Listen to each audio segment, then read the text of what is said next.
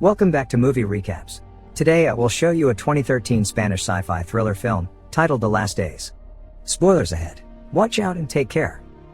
In the year 2013, a mysterious epidemic spreads across the planet, causing people to develop an irrational fear of going outside. If they do, they die within seconds. Soon, the streets of every city and town around the world become a wasteland with not a single person outside. Mark Delgado has been living in his workplace for 3 months, surviving on the food from the cafeteria and helping his coworkers dig a passageway in the parking lot that could take them to the subway. One day, he notices someone broke the window of a car to steal a GPS, which makes him quite angry and provokes him into digging more aggressively. This turns out to be a positive thing, because thanks to him, they finally break the wall and find a safe way out of the building. Now everyone is getting ready to leave, and while waiting in line for some provisions, Mark can't help noticing one of his bosses, Enrique, has the GPS in his bag. Mark decides to follow him and confront him about it, and Enrique accepts to talk in private as long as Mark doesn't tell anybody else about it.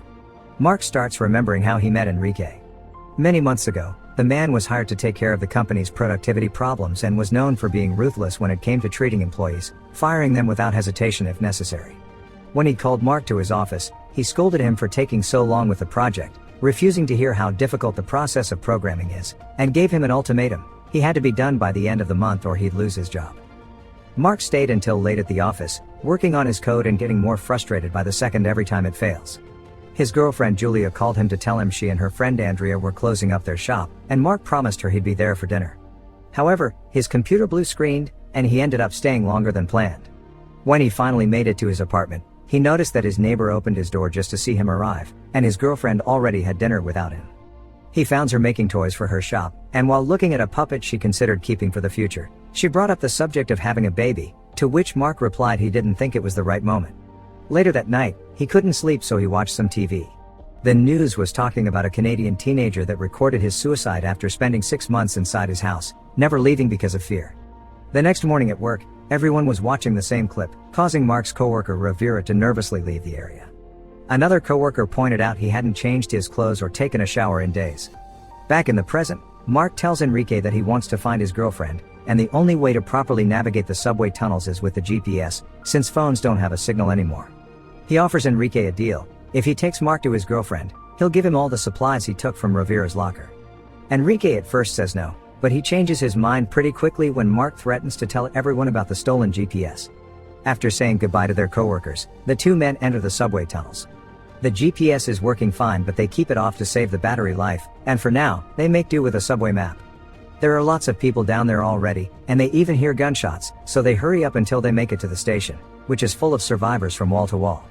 Suddenly, a teenager steals Enrique's bag with the GPS. He and Mark start chasing him through the station, following him upstairs and even dodging a fire until they make it to an area behind the turnstile. The kid joins 3 men that include his brother, who is a former cop and carries a gun.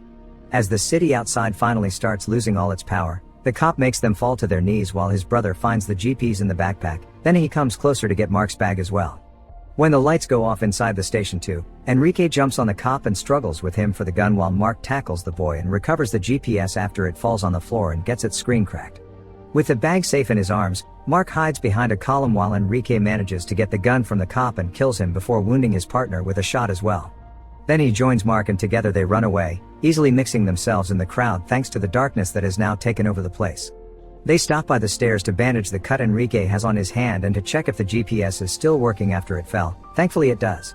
When Mark sees Enrique is keeping the gun, he thinks he's about to be left behind, but Enrique says he's going to keep his part of the deal. Mark starts thinking about the days before the lockdown again. One morning, when he was leaving his apartment to go to work, he heard a big amount of flies inside his neighbor's place and noticed the door was open, so he went inside to see what was going on. He found the entire apartment filled with trash bags and a putrid smell that made him cough. His neighbor found him and attacked him with a knife, wondering why he came inside when he had never taken interest in him before and didn't even know his name. Mark asked him for how long he had stayed inside, and the man said he hadn't left the apartment in months. He tried to, but he was too scared and couldn't do it. Afterward, Mark went to work, where he saw Rivera being dragged away by security guards after he got fired for having been sleeping in the office and never going home. Mark followed them out as Rivera tried his best to fight back to no avail. The guards dragged him outside, and he immediately started convulsing. Having a theory of what was going on, Mark told the guards to help him take him back inside, but it was too late. Rivera was already dead. Afterward, Mark checked Rivera's locker and found a bunch of survival supplies, like a flashlight, a gas canister, and canned food. Later in the evening, he told Julia about what happened and how he thought something serious was going on. Julia comforted him and they made love. Back in the present, Mark wakes up from a nap and doesn't see Enrique anywhere, so he thinks he's abandoned him, but Enrique soon shows up with a plastic bag he's retrieved to protect the GPS from water damage. The two men return to the subway tunnels, where Mark tries to find out what or who is waiting for Enrique at his destination, but he refuses to answer. He also notices how Enrique saves the seeds of everything he eats, like apples. Some moments later, with the help of the GPS, they found an entrance to the sewers and jump inside, not getting hurt because the water cushions their fall. They use the GPS again to find their way around and eventually, they arrived at the area under Mark's apartment building. To get inside, they make a simple plan. They hang the gas canister from the ceiling pipes and they'll make explode by shooting it with the gun. Enrique fails his shot, so Mark takes over and tries himself, also failing his first try and causing his ear to bleed with the noise. When he tries again, however, he does hit the mark and the resulting explosion throws him back on the floor. Enrique helps him stand up and together, they climb the debris and go through the hole to access the building, which just like the station is also filled with refugees. His old neighbor is still living in the same apartment, but the door to Mark's has its lock broken. They can see an eye looking at them through the spy hole and this infuriates Mark, who starts yelling and pushing the door that is being held back by a man speaking in a foreign language. Taking advantage of the man's exposed hand, Mark bites it, causing him to step back and finally getting to enter his home. The man threatens them with a knife and Enrique takes out his gun in return, reaching an impasse until the man's wife and daughter show up. The little girl understands their language and explains they didn't have anywhere to go, so they took the apartment because it was empty. After both men put their weapons down, Mark tells them the place is his and takes a photograph of Julia from the wall to ask them if they've seen her, but they swear there was nobody there when they arrived. Afterward, they took a look around the place. Enrique finds no food in the fridge, but there are dead doves being prepared to eat, and an old popcorn bag in the trash can from which he retrieves the seeds. He also takes a kitchen knife with him. Mark, meanwhile, goes to Julia's work table and after finding her puppet, he grabs a drawing the little girl made and turns around the sheet of paper when he sees the name of a doctor on the corner. It's the picture of an ultrasound, because Julia has been pregnant since the last time he saw her and he didn't know about it. Mark starts remembering their last time together. They were watching the news about the pandemic they were calling the panic, which was causing more and more deaths around the world. The government asked the citizens to stay calm and to keep on carrying on their everyday lives as usual, which infuriated Mark. His mood got worse when the news changed to show pregnant women giving birth in awful conditions and he started to rant about the irresponsibility of it all, which made Julia finally understand that he never truly wanted kids and all his given reasons through the years were just excuses. Upset and crying, she ran and locked herself in the bathroom, ignoring him when Mark tried to talk to her through the door. He left for work then, already noticing how there weren't many people on the streets and the trash was piling up in the cans. A man in the subway was even wearing a mask. When he made it to the office, he called Julia, but it was Andrea who picked up her phone, telling him Julia didn't want to talk to him at the moment. Getting desperate, Mark decided to go back, especially after both the phone and nearby televisions lost their connection. However, as soon as he stepped outside, he started to feel sick, so he had to run back inside and stay there permanently. Back in the present, it has started to rain, so Mark and Enrique help the family gather water by using an old stretcher. Soon people all over the city are using sticks to put buckets and pots under the rain to refill their water reserve. In the evening, Enrique carves 2 spears out of broomsticks, and Mark fills various bottles with the newly acquired water. He also puts Julia's puppet in his bag. They get back into the sewers in the morning, and when they reach a split, they argue over what way to choose. Mark wants to go to the mall where Julia used to work to see if she's there, but Enrique refuses, saying his deal was only to take him to his apartment and it isn't his fault she wasn't there when they arrived. He even takes out his knife to defend himself and wonders aloud if Julia is even alive, which makes Mark furious and causes him to jump on him to beat him up. In the struggle, Enrique drops the knife, and Mark drops the flashlight, which breaks when it hits the floor. The two men break up the fight and Mark demands to know what Enrique has that could be more important than his wife and baby, so Enrique finally confesses he wants to go to the hospital his father has been staying at after he lost the capacity to move because of an embolism. He also tells Mark that he could come with him because once he reaches the hospital, the GPS can be his. After some hesitation, Mark accepts. The duo finds some stairs that take them inside a church. While looking around, they find a lighter and a hip flask with alcohol still in it, so they use both things plus some wood to start a fire. It seems the light has called someone's attention, because they hear some noises nearby, so they grab their spears and go investigate. What they find at the back of the church is quite a surprise. It's a bear, who quickly starts chasing after them. Mark is about to reach the sewer stairs when he notices Enrique has fallen and the bear is on him, so he decides to stay and help. He pokes the animal with his spear to get him off Enrique, who rushes back to their bonfire and lights a torch to keep the bear at bay. This isn't enough, however. The bear is advancing and pushing them towards the doors that would take them outside, so Mark comes up with a plan. He asks Enrique to drop the torch, and when he does, the bear uses the chance to jump on him, so Mark receives him with his spear pointed at him, causing the bear to impale itself on it. Both men can't help laughing when they find a tag that says the bear comes from the Barcelona Zoo. Moments later, they're eating the bear meat that they have roasted over the fire. Enrique thanks Mark for staying instead of escaping with the GPS and admits that before everything happened, he would have fired him even if he had finished the project on schedule. But this confession only makes them laugh again. Enrique also admits that he's worried that without his father, nobody will notice if he dies, and there are some important things he still needs to talk to him about. In return, Mark tells him he told Julia he didn't want kids, but it wasn't entirely true. He was just scared he wouldn't be able to take care of and protect the kid, a fear that has only gotten worse in the current situation. Some hours later, they go back to the sewers and come across a family coming from the opposite direction. One of them is hurt, so they tell them to go with them to the hospital, but they reply with bad news. Rumors said the hospital Enrique's father was at is burned down.